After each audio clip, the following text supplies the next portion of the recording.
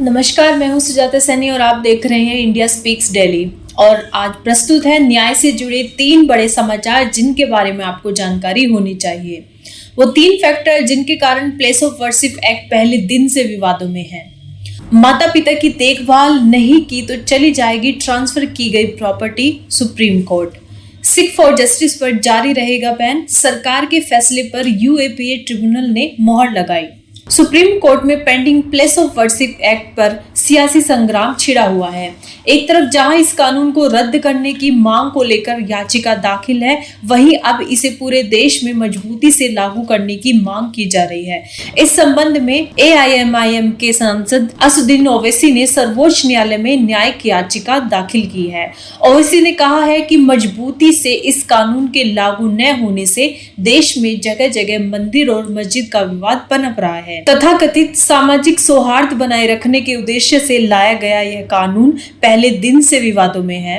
संसद में इस कानून पर वोटिंग के दौरान मुख्य विपक्षी बीजेपी ने उस समय वॉकआउट कर दिया था। आपको बताते हैं कि अगस्त 1991 में मानसून सत्र के दौरान तत्कालीन पीवी नरसिम्हा राव की सरकार ने पूजा स्थल पर कानून बनाया था। इस कानून के मुताबिक 15 अगस्त 1947 से पहले अस्तित्व में आए किसी भी धर्म के पूजा स्थल को किसी दूसरे धर्म के पूजा स्थल में नहीं बदला जा सकता। अगर कोई ऐसा करने की कोशिश करता है तो उसे 1 से 3 साल तक की जेल और जुर्माना हो सकता है। इस कानून की वजह से किसी भी मंदिर मस्जिद के विवाद को कोर्ट में नहीं ले जाया जा सकता। हालांकि उस वक्त इस कानून से अयोध्या को अलग रखा गया था। अयोध्या का मामला उस समय कोर्ट में था। तो इस प्रकार से हिंदुओं को बैकफुट पर लाने के लिए, क्योंकि आजादी से पहले हिंदुओं के धार्मिक स्थलों पर ही कब्जे करके वहां पर अन्य धर्मों के लोगों ने अपने धार्मिक स्थल बनाए थे। तो एक प्रकार से यह जो कानून है पूरी तरीके से मेजॉरिटी यानी कि हिंदुओं के खिलाफ ही लाया गया था। प्लेसेस ऑफ वर्शिप कानून को लेकर जितना विवाद अभी है उतना ही विवाद कानून को संसद में लाने के वक्त हुआ था। ऐसे में जानना जरूरी है कि आखिर इस बिल पर पहले दिन से ही विवाद क्यों है। नंबर 1, बिल को लाने में कानूनी प्रक्रिया का पालन नहीं किया गया है। लोकसभा में जब इस बिल को तत्कालीन गृह मंत्री एस.बी. चौहान ने पेश किया था, तब बीजेपी के उस समय के सांसद राम नाईक ने इसका विरोध कर दिया था। नाईक का कहना था कि सरकार ने संसदीय नियमों का पालन किए बिना इस बिल को संसद में पेश कर दिया है।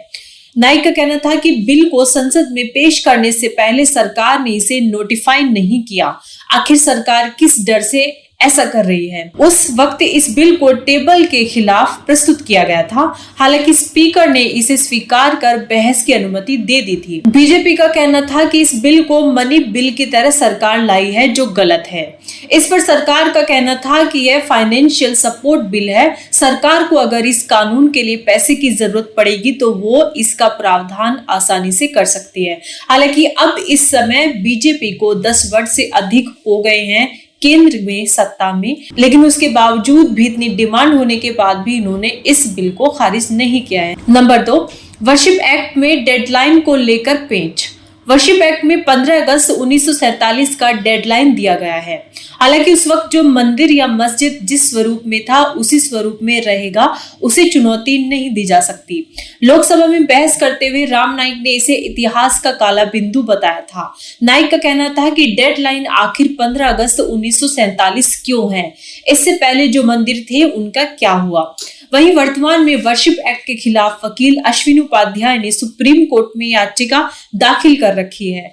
उपाध्याय के मुताबिक देश में ऐसे 900 मंदिर हैं जिन्हें 1192 से लेकर 1947 के बीच तोड़कर उनकी जमीन पर कब्जा करके मस्जिद या चर्च बना दिया गया है। इनमें से 100 का जिक्र तो पुराणों में है। नंबर 3, जो मंदिर खत्म है उनका कोई जिक्र नहीं है।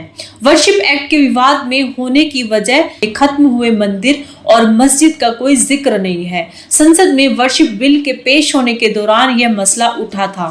उस वक्त रामविलास पासवान और सोमनाथ चटर्जी का कहना था कि उन मंदिर और मस्जिद के जमीनों का क्या होगा जिसे आजादी के बाद लोगों ने तोड़कर अपने कब्जे में ले लिया है। संसद में पंजाब और हरियाणा जैसे राज्यों का मुद्दा उस वक्त उठाया गया था। आरोप लगा था कि इन दोनों राज्यों में बड़े पैमाने पर मंदिर और अन्य पूजा स्थलों को व्यक्तिगत कब्जे में ले लिया गया था। सुप्रीम कोर्ट ने कहा है कि अगर माता पिता की देखभाल नहीं की तो ट्रांसफर की गई प्रॉपर्टी शून्य हो जाएगी। सुप्रीम कोर्ट ने हाल ही में बुजुर्गों को लेकर एक अहम फैसला सुनाया है। इस फैसले के तहत पेरेंट्स के बच्चों को प्रॉपर्टी और गिफ्ट सौंपने के बाद अगर वो पेरेंट्स का ख्याल नहीं रखते हैं और उन्हें अकेला छोड़ देते हैं तो उनकी ट्रांसफर की गई सारी प्रॉपर्टी शून्य घोषित कर दी जाएगी। कोर्ट ने कहा यह अधिनियम एक फायदेमंद कानून है जिसका मकसद वरिष्ठ नागरिकों के सामने आने वाली चुनौतियों को देखते हुए उनके अधिकारों को सुरक्षित करना है। सुप्रीम कोर्ट ने हाल ही में बुजुर्गों को लेकर बहुत अहम फैसला सुनाया है जिससे बुजुर्गों को खास फायदा होने वाला है। साथ ही इस फैसले के बाद बच्चे बुजुर्ग माता पिता का ख्याल रखेंगे, उनके साथ अच्छा व्यवहार करेंगे, ऐसी उम्मीद की किरण सामने आई है। भारत में भी ऐसे बहुत से केस सामने आए हैं जहां माता पिता के बच्चों के नाम प्रॉपर्टी करने के बाद बच्चे उनके साथ अच्छा व्यवहार नहीं करते, उनका ख्याल नहीं रखते और उन्हें अकेला छोड़ देते हैं। हालांकि कोर्ट के फैसले के बाद अब ऐसा करना मुमकिन नहीं हो पाएगा। कोर्ट ने फैसला सुनाया है कि बच्चों को अब माता पिता की प्रॉपर्टी और बाकी गिफ्ट के जाने के बाद एक शर्त उसमें शामिल होगी कि वो माता पिता का ख्याल रखेंगे, उनकी जरूरतों को पूरा ख्याल रखेंगे और अगर बच्चों ने यह चीजें नहीं की और माता पिता को उनके हाल पर ही छोड़ दिया तो उनसे सारी प्रॉपर्टी और बाकी गिफ्ट वापस ले लिए जाएंगे। कोर्ट ने इसमें आखिर क्या कहा है?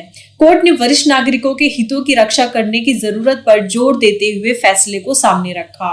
कई पेरेंट्स को उनके बच्चे प्रॉपर्टी और गिफ्ट लेने के बाद नजरअंदाज कर देते हैं और उन्हें खुद की देखभाल करने के लिए छोड़ देते हैं। सुप्रीम कोर्ट ने इस मामले में अहम फैसला सुनाया है। अगर बच्चे पेरेंट्स की देखभाल करने में विफल रहते हैं तो माता पिता ने उन्हें जो प्रॉपर्टी और गिफ्ट दिए हैं वो वरिष्ठ नागरिकों के भरण पोषण और कल्याण अधिनियम के तहत रद्द किया जा सकता है। अदालत ने कहा संपत्ति का ट्रांसफर शून्य घोषित किया जाएगा। Justice CT. रविकुमार और जस्टिस संजय करोल की बेंच ने कहा कि यह अधिनियम उक्त बुजुर्गों की मदद करने के लिए फायदेमंद कानून है जो जॉइंट फैमिली सिस्टम खत्म होने के बाद अकेले रह जाते हैं। यह कानून उनके अधिकारों की रक्षा के लिए बेहतर साबित होगा। सुप्रीम कोर्ट ने साथ ही मध्य प्रदेश हाई कोर्ट के उस फैसले को खारिज कर दिया जिसमें कहा गया था कि माता पिता की सेवा न करने के आधार पर प्रॉपर्टी और गिफ्ट को रद्द नहीं किया जा सकता। यह तभी किया जा सकता है जब प्रॉपर्टी या गिफ्ट देते समय इसको पहले से ही स्पष्ट किया गया हो। अब इसमें बुजुर्गों को फायदा कैसे होगा? सुप्रीम कोर्ट ने कहा कि जब कानून के मकसद को पूरा करने के लिए उदार दृष्टिकोण अपनाने की जरूरत थी तो मध्य प्रदेश हाई कोर्ट ने कानून पर सख्त नजरिया अपनाया है। इस एक्ट के तहत 23 में बताया गया है कि इस अधिनियम के शुरू होने के बाद किसी भी वरिष्ठ नागरिक ने अपनी प्रॉपर्टी और गिफ्ट अपने बच्चों को ट्रांसफर अगर किए हैं तो यह शर्त के साथ होंगे कि वो उनका पूरी तरह से ख्याल रखेंगे, उनकी जरूरतों को पूरा करें और अगर वो ऐसा करने में सफल नहीं हो पाते हैं तो उनकी संपत्ति का ट्रांसफर शून्य घोषित किया जाएगा। साथ ही ऐसे केस में संपत्ति ट्रांसफर धोखाधड़ी या जबरदस्ती या अनुचित प्रभाव के तहत किया गया माना जाएगा। आखिर मध्य प्रदेश में हाई कोर्ट ने क्या कहा था? इस केस में मध्य प्रदेश हाई कोर्ट ने कहा था कि गिफ्टी डीड में एक क्लॉज होना चाहिए जो बच्चों को माता पिता की देखभाल करने के लिए बांध दे, लेकिन बच्चों को माता पिता की देखभाल न करने पर प्रॉपर्टी वापस नहीं ली जा सकती। हालांकि सुप्रीम कोर्ट ने हाई कोर्ट के इस फैसले को खारिज कर दिया है। हाल ही में अदालत के सामने एक केस आया जिसमें एक बुजुर्ग महिला ने याचिका दायर की थी कि उसके बेटे को ट्रांसफर की गई प्रॉपर्टी रद्द कर दी जाए क्योंकि उसका बेटा प्रॉपर्टी हासिल करने के बाद उसकी देखभाल नहीं कर रहा है। अदालत ने इस केस में महिला की याचिका स्वीकार कर ली है। कोर्ट ने कहा यह अधिनियम एक फायदेमंद कानून है जिसका मकसद वरिष्ठ नागरिकों के सामने आने वाली चुनौतियों को देखते हुए उनके अधिकारों को सुरक्षित करना है। सिख फॉर जस्टिस पर जारी रहेगा बेंच, सरकार के फैसले पर यूएपीए ट्रिब्यूनल ने मोहर लगाई है। यूएपीए न्यायाधिकरण ने एसएफजे संगठन पर 5 साल के लिए लगाए गए प्रतिबंध को जारी रखा है।